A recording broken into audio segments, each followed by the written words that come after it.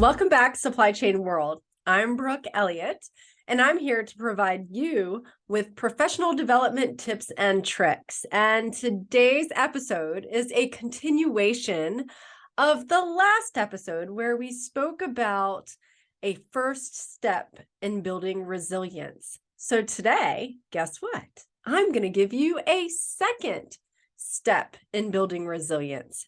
So let's get started. So I'm going to just recap really quickly what I spoke about in the last episode about a first step to build resilience. And really what I spoke about there was, we all experience challenges. They could be simple challenges that we face on a daily basis. And again, I know simple is really, it's objective, and everybody's definition of a challenge is different. And the challenge could also be something, very traumatic and extreme that we don't face on a regular basis.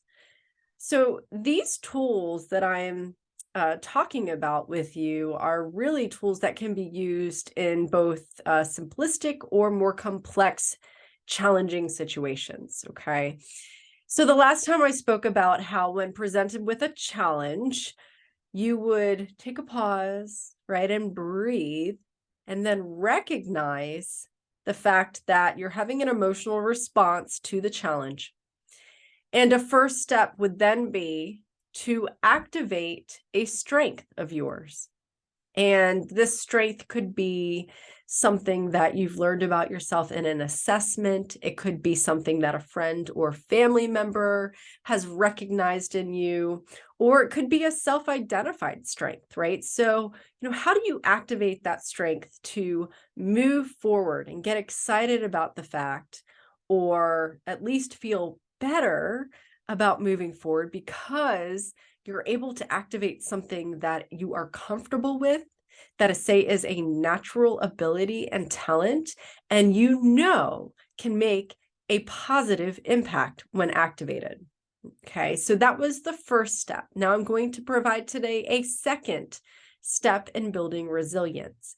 And that second step is to consider, what have you or could you learn from the situation or from the challenge?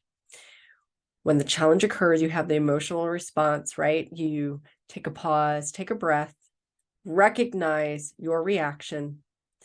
Perhaps you start with considering activating a strength. The next step would be to think through, what are you learning in this situation right now? What can you walk away with that would be insightful based on this challenge? Okay. And the order in which you activate these steps is really personal preference. It might be easier for you to first think of what you can learn from the situation. And it all really depends on the situation, right?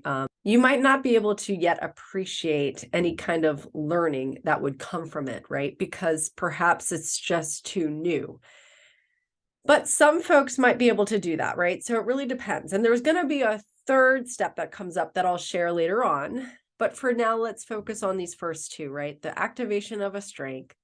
And then second is to really think through, what can I learn from this situation? What perhaps can I take away from the situation that I didn't already know, right? Or what can I appreciate about this situation? Okay, and again, depending on what the challenge is, this may be a more difficult one to enact than, figuring out what strength you can activate. So I'd love to hear from any of you who were able to activate a strength amongst a challenge since the last episode. Please feel free to share your comments and thoughts.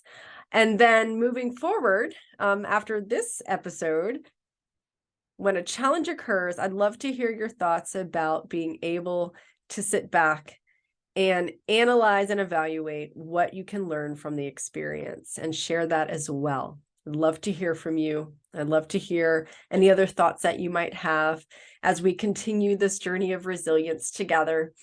And I will see you next time, because that's it. That's all I have for you today. Short and simple again, but very impactful and very effective.